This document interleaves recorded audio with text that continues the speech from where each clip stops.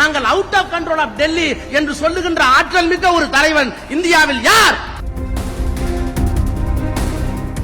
கலைஞருக்கு, மாண்புமிகு முதலமைச்சருக்கு அவர் ரத்தத்திற்கு மட்டுமா வாரிசு? இல்லை. ஆட்சியையும் கட்சியையும் வழிநடத்தக்கூடிய ஆற்றல் எதிர்காலத்தில் அவருக்கு உண்டு. எதிர்த்து நின்றார், மண்டியிட மாட்டேன், கொள்கையோடு இருப்பேன். அந்த தலைவா, அதற்காக உன்னை நான் நிற்கிறேன். தனிநாடு கேட்டவர் பெரியார், மாநில சுயாட்சி வேண்டியவர் அண்ணா, தீர்மானம் போட்டவர் கலைஞர். தீர்மானத்தோடு நிற்கவில்லை. இன்றைக்கு மாநிலத்தின் உரிமைகள் பறிக்கப்படுகிற போது நீட்டாக இருந்தாலும் ஏற்றுக்கொள்ள மாட்டோம். பொருளாதாரத்திலே முன்னேறியவர்கள், எக்கனாமிக்கலி வீக்கர் செக்ஷன் என்று சொல்லுகின்ற பொருளாதாரத்திலே பின்னடைந்தவர்கள் என்பதற்காக இடஒதுக்கீடு தருகிறீர்களே, உண்மையான இடஒதுக்கீடு கோட்பாட்டை தவிர்த்துவிட்டு அதை ஏற்றுக்கொள்ள மாட்டோம். விஸ்வகர்மா என்ற ஒரு திட்டம், அந்த திட்டத்தை நாங்கள் ஏற்றுக்கொள்ள மாட்டோம். நாடாளுமன்றம் இயக்கிற சட்டத்தை ஏற்றுக்கொள்ள மாட்டோம். Political will of the reflected in the parliament. ஆனால் எங்கள் சட்டமன்றத்தில் இந்த ஆட்சியினுடைய நாயகர், நாங்கள் ஒப்புக்கொள்ள மாட்டோம் உங்கள் சட்டங்களை, நாங்கள் out of control of Delhi என்று சொல்லுகின்ற ஆற்றல் மிக்க ஒரு தலைவன் இந்தியாவில் யார்? இவரை தவிர. இத்தனை பெருமைக்கும் சொந்தக்காரர். இன்றைக்கு அவருடைய மகன் இங்கே இந்த இயக்கத்தை வழிநடத்த இருக்கிறார், தமிழ்நாட்டை வழிநடத்த இருக்கிறார். நான் அவரை தலைமை தாங்கி நடத்த வேண்டும், தகுதி உங்களுக்கு இருக்கிறது சொல்வதற்கு காரணம் என்ன? கலைஞரின் பேரன் என்பதற்காக மட்டுமா? முத்துவேல் கருணாநிதி ஸ்டாலின் என்ற மகத்தான மனிதனுடைய பிள்ளை என்பதற்காக மட்டுமா? அவையெல்லாம் ரெலவென்ட் ஃபேக்டர்ஸ், தொடர்புக்குரிய காரணிகள். அதையும் தாண்டி ஆட்சியையும் கட்சியையும் வழிநடத்தக்கூடிய ஆற்றல் எதிர்காலத்தில் அவருக்கு உண்டு. அவர் ஆட்சியில் இருக்கிற ஆற்றிய பணியா? என்னென்ன பணிகளை ஆற்றியிருக்கிறார்? தமிழ்நாடு சாம்பியன் ட்ரஸ்ட், விளையாட்டுத்துறையை வைத்துக் கொண்டு இத்தனை சாதனைகளை செய்த ஒரு அமைச்சரை நான் இந்தியாவிலேயே பார்த்ததில்லை. நெடுஞ்சாலை போடுகிறார் வேலு என்றால் ஒப்புக்கொள்ளலாம். எல்லா ஊருக்கும் தண்ணீர் நேருவை ஒப்புக்கொள்ளலாம். எல்லா கிராமத்திற்கும் தண்ணீர் போகிறது என்றால் ஐபிஐ ஒப்புக்கொள்ளலாம். இவையெல்லாம் தெரிந்த துறைகள். ஆனால் விளையாட்டுத் துறையில் இவ்வளவு விந்தைகளை செய்யக்கூடிய ஆற்றலை பெற்ற ஒரு அமைச்சரை, தம்பி, உங்களைத்தான் நான் பார்க்கிறேன்.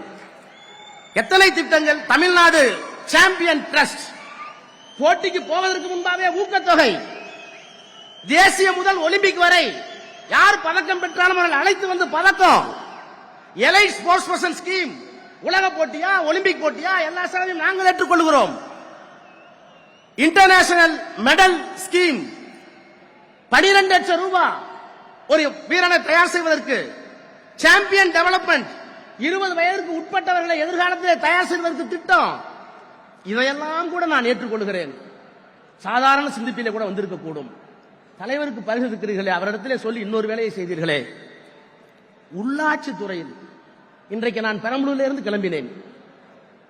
கை கால் இரண்டும் நடக்க முடியாமல் குழந்தை போல ஒருவர் நடந்து வந்தார். ஏனையா சொல்லியிருந்தால் நான் வந்து மனு வாங்கியிருப்பேனே, கையில் இருக்கிற மனுவை என்று கேட்டேன். நான் மனு கொடுக்க வரவில்லை, நான் ஒரு பட்டதாரி ஆசிரியர். பிறகு எதற்காக வந்தேன் என்று கேட்டேன்.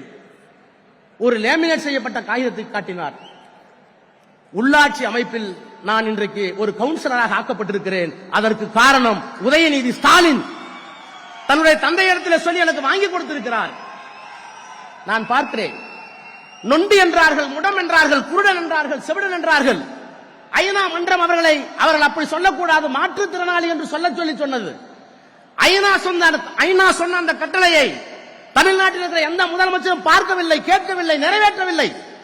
ஆனால் கலைஞர் என்ற மகத்தான மனிதர் தான் இந்தியாவில் அவர்களை மாற்றுத்திறனாளி என்று அழைத்தது மட்டுமல்ல, அவர்களுக்கு ஒரு தனி துறையை உருவாக்கினார்.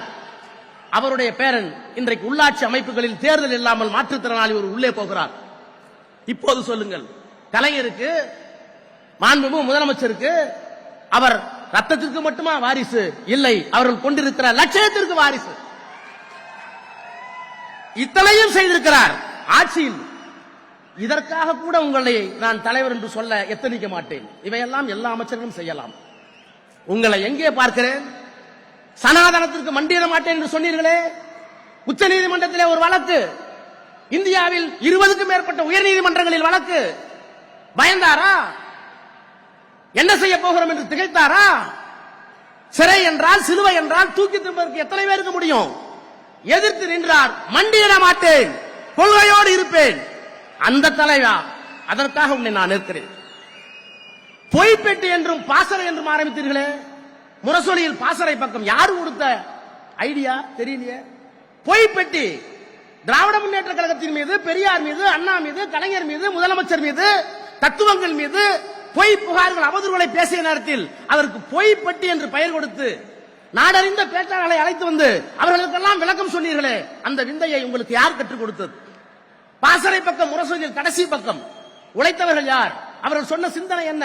அந்த சிந்தனையை எப்படி வரையறுத்தார்கள்? அவர்கள் போட்ட தடத்தில் நாம் எப்படி நடந்து போவது? இதற்கு ஒரு பக்கம் யார் கொடுத்தார்கள்? அறிவின் மீது தாகம், லட்சியத்தின் மோகம், ஒரு சட்டமன்ற தொகுதிக்கு ஒரு லைப்ரரி, புத்தகத்தை படியுங்கள். முத்தமிழறிஞர் பதிப்பகம், கார்ல் மார்க்ஸை பார்க்கிறேன், சிறு புத்தகமாக வருகிறது. பெரியாரை பார்க்கிறேன், அண்ணாவை பார்க்கிறேன், ட்ராக்ஸியை பார்க்கிறேன். மார்க்சியம் பேசுகிறது, யார் அம்பேத்கர், யார் சாதி ஒழிப்பு, இத்தனைக்கும் சிறு நூல்கள். முத்தமிழறிஞர் பதிப்பகம், அதை யார் உங்களுக்கு சொன்னது? அது மட்டும்தானா? முடிக்கிறேன். கருத்தரங்கம், புத்தக கண்காட்சி, ஆண்டவனுக்கு திருவிழா இந்த மண்ணில் நடக்கிறது. ஆனால் அறிவுக்கு திருவிழாவை நடத்திய ஒரே அரசியல் தலைவன் நீ மட்டும்தான், நீ மட்டும்தான். ஒன்றை சொல்லி முடிக்கிறேன். பாப்லோ நெருடோ என்ற ஒரு கவிஞன் இலக்கியத்திற்கு நோபல் பரிசு பெற்றான். சிவப்பு சந்தனையில் தன்னை ஊர்கரித்துக் கொண்டான். கம்யூனிஸ்ட்காரன், பல நாடுகளுக்கு ரகசியமாக ஓடினான், துரத்தப்பட்டான். அவன் மறைவதற்கு முன்னால் நீங்கள் என்ன சொல்ல விரும்புகள் என்று கேட்டார்கள். அவன் சொன்னான், தத்துவ ஆறு தலைமுறையை தாண்டி பயணிக்கிற போது, ஒரு தத்துவ ஆறு, ஒரு இயக்கத்தின் தத்துவ ஆறு தலைமுறையை தாண்டி பயணிக்கிற போது, தலைமுறை மாற்றம் வருகிற போது, கரையை கெட்டிப்படுத்தி காவல் காக்கிற காவலன் எவனோ அந்த காவலன் தான் அந்த இயக்கத்திற்கு தலைவன் என்று சொன்னான். தத்துவ ஆறு ஓடிக்கொண்டே இருக்கிறது. அந்த தத்துவ ஆற்றை கரையை பலப்படுத்திக் கொண்டிருக்கிறீர்கள். பாப்புலோ நெருடோ சொன்னான், அந்த காவலன் தான் தலைவன் என்று. நான் உரிமையை அழைக்கிறேன். தம்பி வா, எதிர்காலத்தில் இயக்கத்தை நடத்து. வாழ்க, வெல்க. நன்றி, வணக்கம்.